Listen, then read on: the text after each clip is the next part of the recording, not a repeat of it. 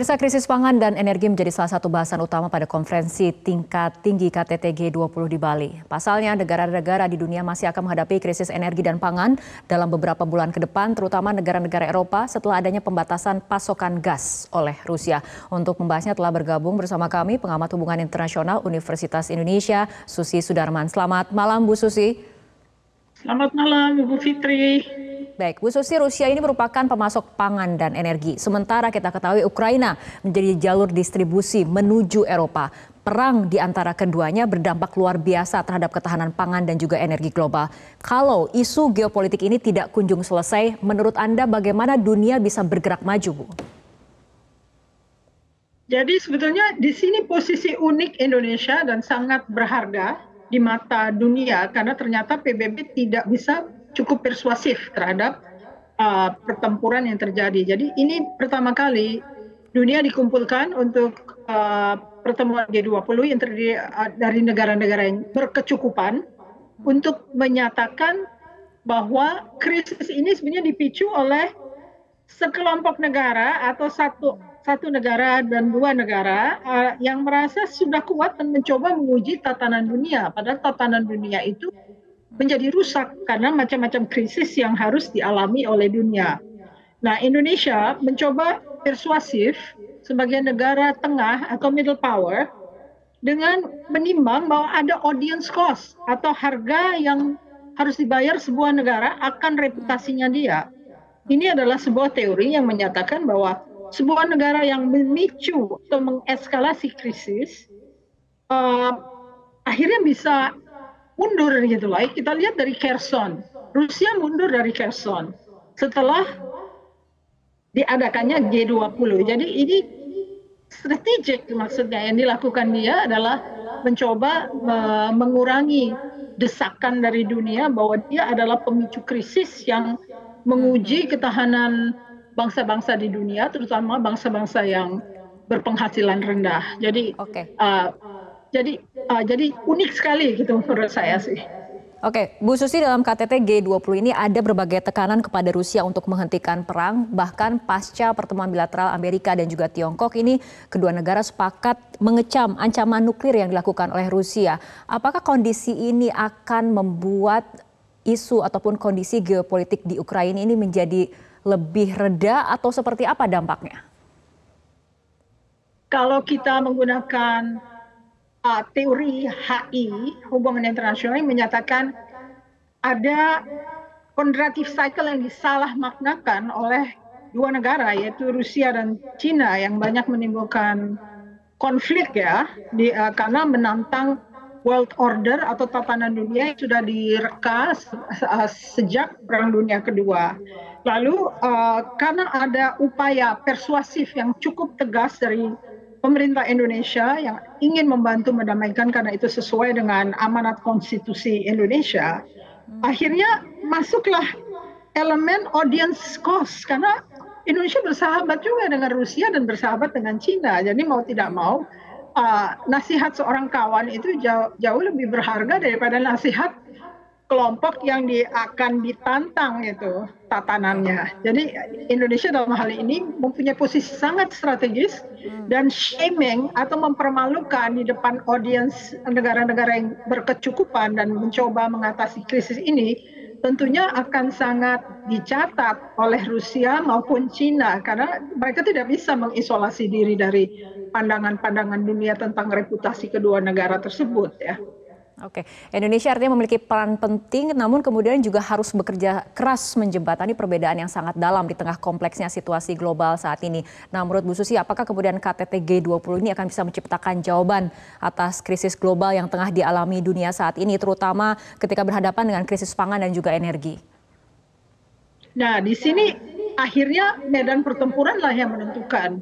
Kalau Rusia masih memiliki peluru kendali cukup, mempunyai mesiu cukup, mungkin tidak mendengar isu audience cost ini, oke?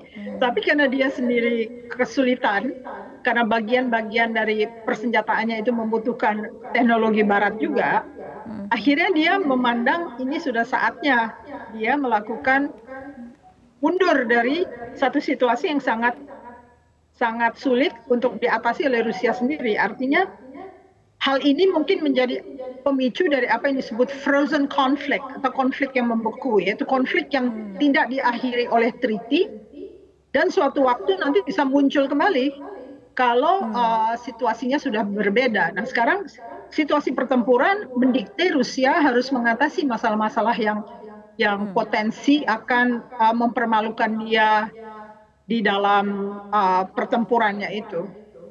Oke, Presiden Jokowi sendiri menyatakan dengan tegas kita harus menghentikan perang, dan Presiden Jokowi dalam pidato pembukaan KTT G20 juga mengingatkan pemimpin dunia tentang krisis pangan dan energi yang menjadi ancaman besar ketika pandemi COVID-19 belum usai. Nah, menurut Anda bagaimana komitmen negara-negara G20 akan bisa diambil di tengah situasi perang Ukraina yang masih belum selesai?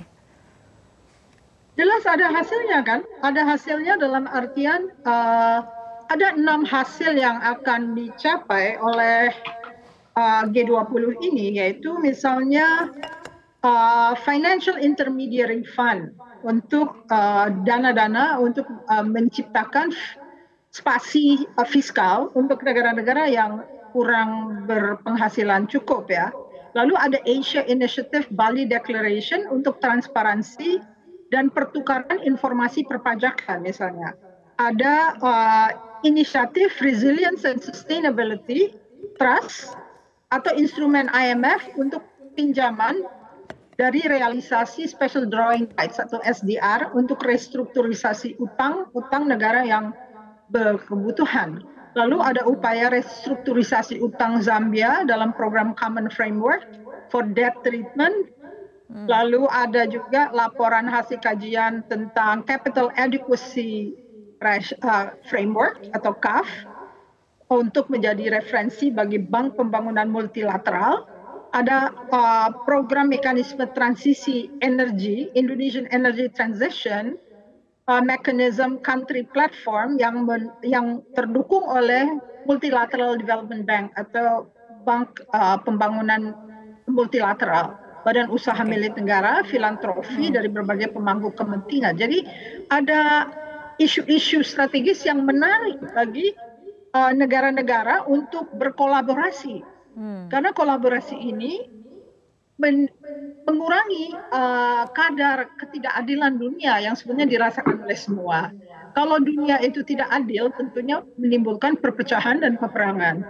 Yang diupayakan oleh Indonesia dalam presidensi ini sungguh luar biasa gitu, mujizat untuk menjadi pemicu perdamaian dunia. Karena sebetulnya kalau semua masalah ketidakadilan itu teratasi dengan inisiatif-inisiatif yang ditelurkan oleh G20 ini, tentunya dunia akan menjadi semakin semarak dan semakin sejahtera, dan akhirnya tidak ada lagi upaya-upaya dari orang atau negara-negara kuat yang merasa dirinya sudah kuat dan melakukan upaya untuk menantang tatanan dunia atau world order itu tidak akan diulangi lagi, karena ini menjadi contoh berkontratif cycle atau siklus kontratif yang sebetulnya wajar-wajar saja dalam perekonomian dunia. Itu sudah disalahmaknakan oleh mereka bahwa mereka sudah di puncak gitu ya. Kalau mereka sudah di puncak, mereka berhak untuk menantang sesuatu yang ada, yang lazim. Dan ini salah. Karena itu sebetulnya semua harus menyadari kalau kalian itu belum mempunyai sistem yang bisa melawan sebuah tatanan dunia, janganlah mencoba mengkritisi atau menantang. Karena akibatnya akan menderas seluruh dunia, karena pasokan pangan, pasokan pupuk, pasokan teknologi dan sebagainya mengacaukan rantai pasok yang sudah kacau sejak pandemi COVID. Jadi menurut saya ini jasa-jasa baik Pak Jokowi yang harus kita sangat hargai, karena dia menerima tatanan dunia yang merasa kita belum sekuat itu untuk menantangnya, tapi kita membantu merealisasikan sebagai middle power atau kekuatan menengah untuk menjadi pemicu perdamaian. Nah, mengenai pemicu perdamaian sendiri, terakhir Bu Susi, bagaimana kemudian KTT G20 ini dimanfaatkan momentumnya untuk kembali menyeimbangkan hubungan negara-negara dalam kemudian terutama menghadapi krisis yang terjadi secara global? inisiatif-inisiatif yang dihasilkan oleh G20 kan sebetulnya menunjang apa yang sudah lazim. Hanya masalahnya di sini kita sebagai dunia yang ketiga mencoba mengingatkan kembali negara-negara kaya, hai kamu bantulah kami karena kami itu membutuhkan modal ya. Jadi modal itu sudah dijanjikan oleh Presiden Biden untuk membantu transisi energi. Jadi itu akan sangat mendatangkan keuntungan. Juga aturan-aturan di IMF digunakan untuk mengatasi utang negara-negara yang kesulitan membayar utang. Jadi sebetulnya semua saling membantu dan mengingatkan mereka bahwa dunia tidak akan aman kalau ketidakadilan ini dipertahankan secara terus-menerus tanpa kesadaran. Semua harus menggunakan paradigma koordinasi, paradigma kerjasama antar negara untuk menyelesaikan permasalahan dunia. Baik, itu. Oke. Baik, kita harapkan memang ada momentum yang bisa dimanfaatkan dari KTT G20 yang dilaksanakan di Bali kali ini. Baik, terima kasih pengamat hubungan internasional Universitas Indonesia Ibu Susi Sudarman telah berbincang bersama kami malam hari ini dalam Prime Time News.